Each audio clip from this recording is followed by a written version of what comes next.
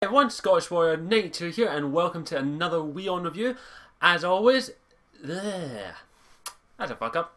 Screw it, I'm gone with it. Welcome to WION Reviews. I'm your host, Scottish Warrior 92, and in today's WION review, I'm going to be reviewing Dishonored and answering the simple question: is Dishonored worth it or not? So, let's dive right into this one. As I've got my nice little dagger here to clean out my nails, of course, and just in case this game is really bad. But let's dive right into this. So, of course, let's tell you who published and developed Dishonored. The publishers are Bethesda, and the developers are Arcane. Now, Dishonored is, well, it says here it's a winner of over 50 E3 awards, which mean as much as my shit. I'm sorry, E3 awards don't bother me that much, but yeah, this has been one of the more a lot of people's most anticipated game since E3, and maybe a little bit before. I'll happily admit I picked this up because I like the look of the trailers, and a couple other things did intrigue me, and it's a steampunk game, which I'll get to in a minute. Which there aren't that many of. There aren't that many games that divulge into the steampunk game. I think there was actually meant to be a Batman steampunk game, but they cancelled it, which is a shame. That could have been quite interesting. But yeah, this game's been hyped beyond fucking belief. But let's get to the story first. So I'm going to talk about the good things, and I'm going to talk about the bad things. So we'll talk about the good things now. The good things, the story of Dishonored. The story of Dishonored follows the character of Corvo, who is basically the bodyguard to the royal family in this universe of Dunwall, which is basically the city that you're in. And Dunwall is not doing too well. It's actually suffering from a rat plague, which basically is a disease and also cannibal rats that in large packs will devour you in a matter of seconds. Yeah, there are man-eating rats here. And the story follows Corvo, of course, as I stated, who basically comes back from a 2-month, basically, gone out saying, can you fucking help us? We're kind of dealing with a fucking plague here. Of course, everyone goes, fuck off.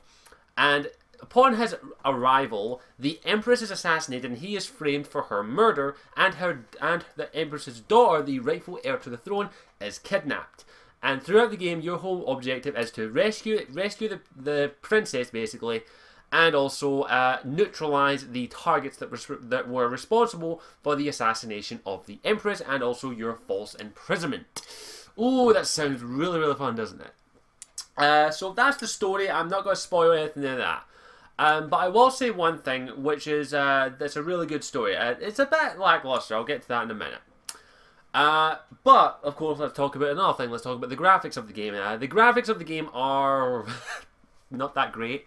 They went for a very ugly art style, in my opinion, which is meant to represent the situation that you're in this universe, because it's a very Victorian universe and steampunk, so none of the characters look attractive. A lot of them are very, how do you say this nicely, but ugly. But the graphical style suits the style of the game, so the graphics aren't a major problem. They do look really, really bad, but they suit the universe that they're in. The soundtrack, average. Some of the songs, the only song that really sticks in my head is they've basically done a version of What Shall We Do with the Drunken Sailor, which I heard as a kid, which basically the original goes like, what shall we do with the drunken sailor, what shall we do with the drunken sailor, what shall we do with the drunken sailor early in the morning. There is more to it, I can't remember it, but in Dishonored they took their own wee version of it and made it, what shall we do with the drunken whaler? What shall we do with the drunken whaler? What shall we do with the drunken whaler? Early in the morning. So I had a little bit of a creepy factor to it. There is a lot more to the verse, but I liked it. I like that little thing. The music in it is really good. So let's get to the thing. Let's talk about the good things I liked about the game, and let's talk about the bad things I liked about the game. Firstly, the story is actually really good. Sorry, I swallowed something bad there. There we go. The story is actually really good. It's not the greatest story I've ever heard. It isn't the main feature of the game. But the story is good from start to finish, although it is kind of predictable in some instances, especially very early on. You can always tell that the hub that we should go to is called the Hound's Pit Pub. You can tell almost straight away once you arrive that one of two things is going to happen. One, you're going to get betrayed, or two, everyone in that pub is going to die. One of the two. You can tell that from the very fucking start of the game. So the story is predictable but enjoyable at the same time. So the story's okay. The story's decent. It's not the worst story I've ever heard, but it's a really good game. It's a bit of an overrated story. Some people are saying it's an absolute fantastic story. I think it's a bit overrated. The story's about average. But one of the best things about this game, in my opinion, is the choice factor. There is actually a level of choice in this game. Not so much on like your choices as a character, like you get to option A or B, but more so the choice of how you complete your mission. Each mission that you go to in Dunwall, you have a main objective, which is to neutralize or kill the your target. So that can be killing, flat out just assassinating them, or neutralizing by other means, as in getting them out of the way, i.e. Kidnapping them, giving them to someone, and non-lethal basically. And to achieve your goal, there are numerous ways you can do it. There's the stealth option, which is the option I went for. I went for a full stealth and non-lethal playthrough of this game, and I completed this entire game without killing anyone. I shit you not. You can play through this entire game, if you choose the way you want to do it, without killing a single person. It's not easy, but it is challenging and enjoyable with that factor. So that's one of the choices you can do. But there's also the choice of you can be a kill people. Now, to get to your target, there are multiple options. There are dozens of ways to get to your target. The ways that I normally went with was sneaking in, which is normally either going through the vents, jumping from rooftop to rooftop, getting into the building through an open window, or possessing a fish or a rat and going through some ducks. Yes, you can possess rats and fish in this game, and it's awesome. You can also possess people as well, but that's a bit of a risk factor because you only possess the person for, I'd say, 20 seconds. So you have to use it wisely. You actually have to think when you possess people how you get them. So you can possess your target, get them to a quiet area quickly, and slit their throat or knock them out. Either or, which is always nice. So as I said, I played through non-lethal stealth, which was the best option for me. I completed the whole game without killing anyone. Now, this also comes into the ending of the game as well, kind of. Like, your actions in each mission actually have a level of chaos, which is like, how much chaos did you cause to get to your target?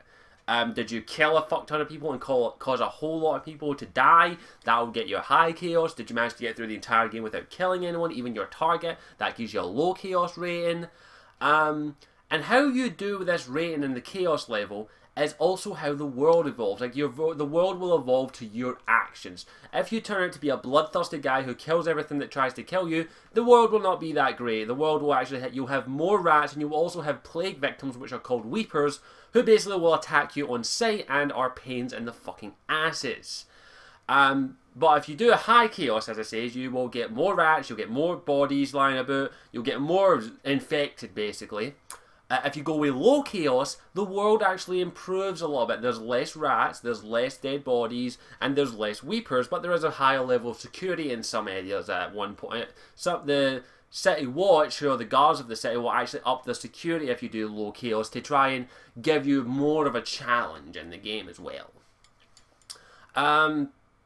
One thing that I want to say is that I've been hearing a lot of people bash this game. I've been hearing quite a lot of people bash this game because it's too short.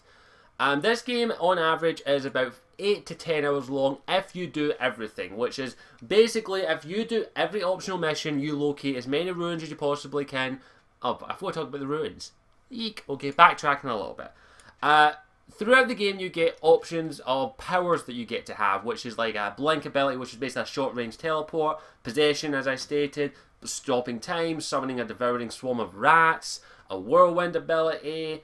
And these abilities will help you complete your mission. If you're going for the stealth option, I would recommend Blink, Bend Time, and Possession, because they are the best ones for getting through the mission entirely as stealth. If you want to go more combat, Devouring Swarm and the Whirlwind one actually help a lot. But some of the powers are slightly overpowered if you get them right, like the Bend Time ability especially. You can freeze time completely and you can get halfway through the map. You can get past at least I say there's a crowded area. If you freeze time, you can get through that entire area without anyone even noticing you if you freeze time. Which is a bit overpowering, but it works to its advantage. So the powers are nice, I like that. It adds a bit more variety to the game, if you will.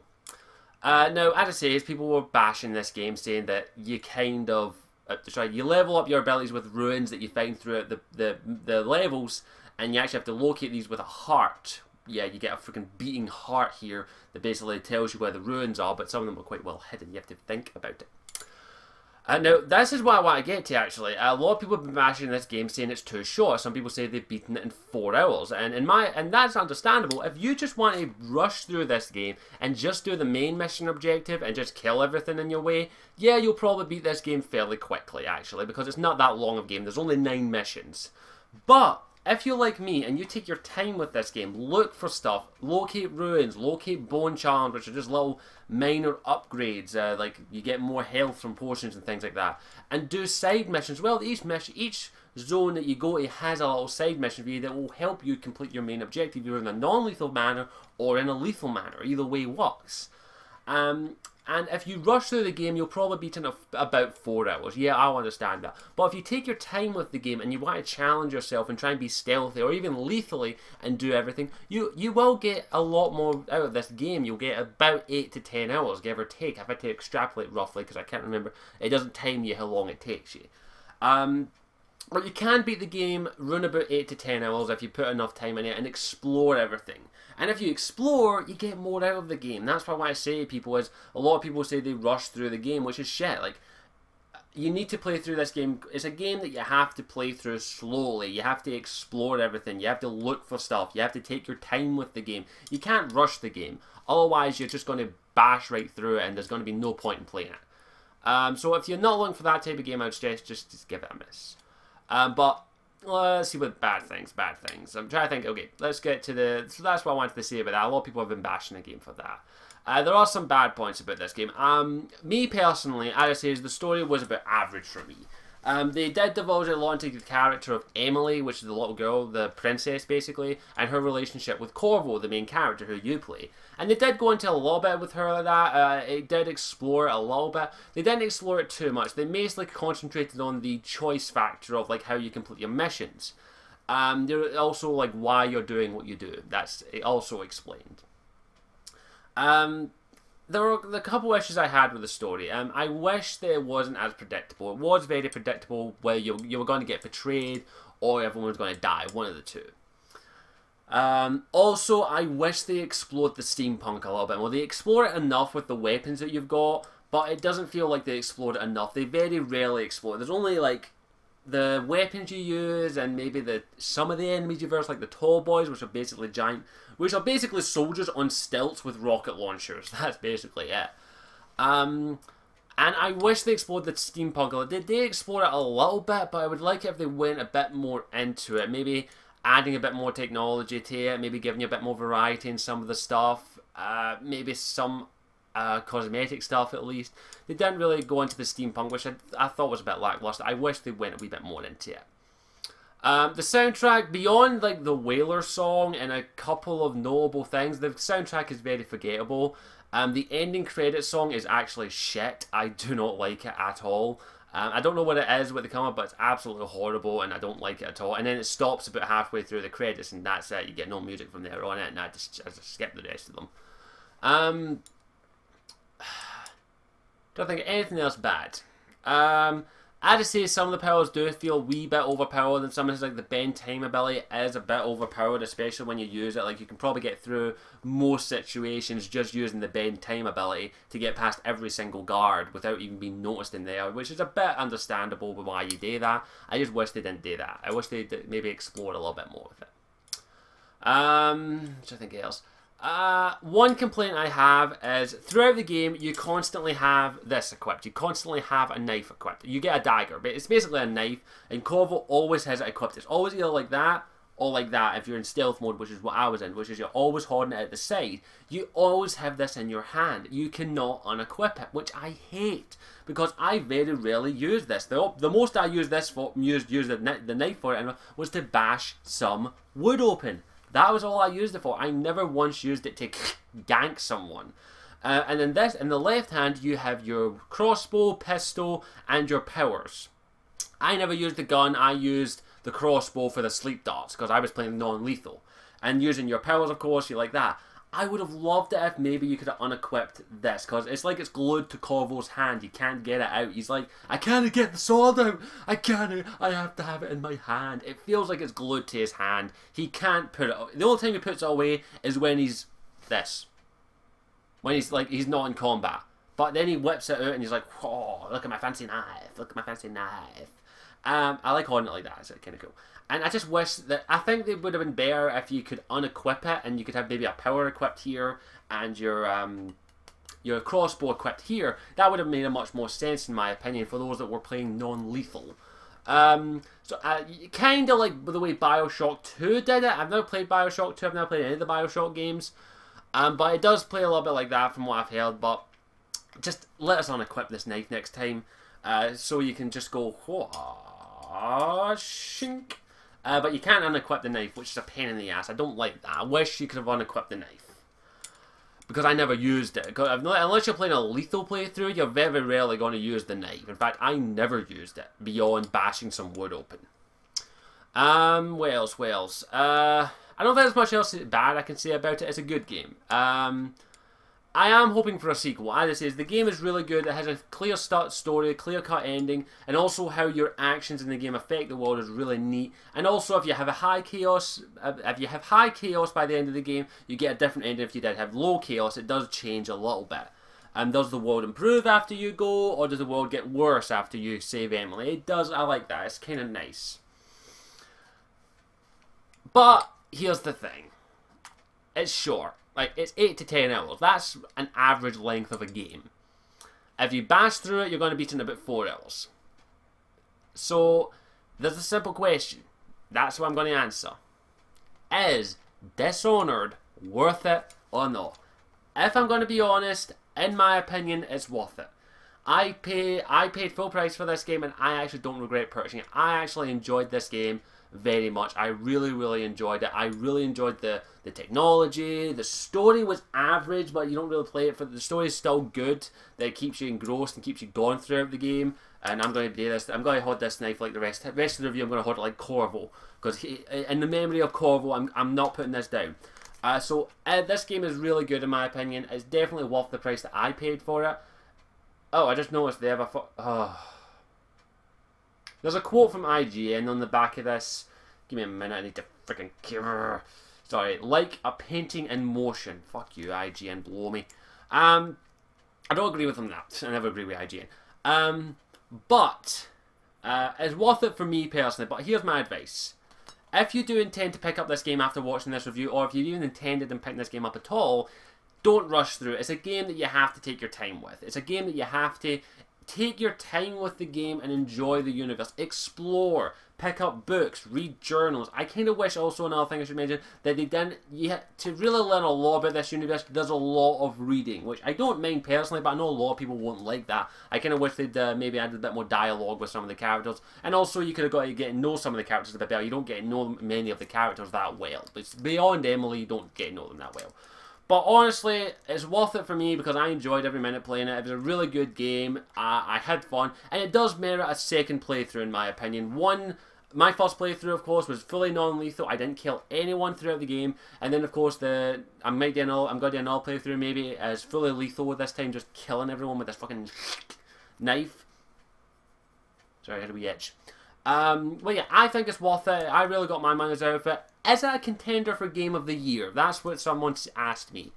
I'm going to be honest, this is a contender for Game of the Year, in my opinion, but I don't think it is Game of the Year. Not yet, anyway. There's still too many games to come out that I want, that I'm going to play, that I don't know if it's my Game of the Year, but it definitely is a good game that deserves some of the awards it got. It is a really good game, in my opinion, and definitely worth a purchase if you're thinking about it. So, quick short answer. I would say that Dishonored is worth it. It's worth the money to pay for it. It's definitely worth a pick up. But as it says, if you want, don't rush the game. Take your time with the game and enjoy it. And that's my opinion. It's definitely a game that I think you should pick up. And only thing though is, if you're not going to explore this game, don't pick it up. It's too short, and then you'll beat in about 4 hours if you don't explore. So that's my advice. If you're going to pick this game up, take your time with it, enjoy it, And just I need to put this in my hands are getting sweaty. Enjoy the game. Take your time with it. Otherwise, you're going to feel like you got robbed. I got my money's worth out of it. I enjoyed it. It does merit a second playthrough. So that's my review. I hope you enjoyed it. Let me know if you've played Dishonored. Let me know what you thought in the comment section down below. If you're planning on getting it, let me know what you get afterwards. And as always, I'm Scottish Warrior 92, and I'll see you all later. Ciao for now.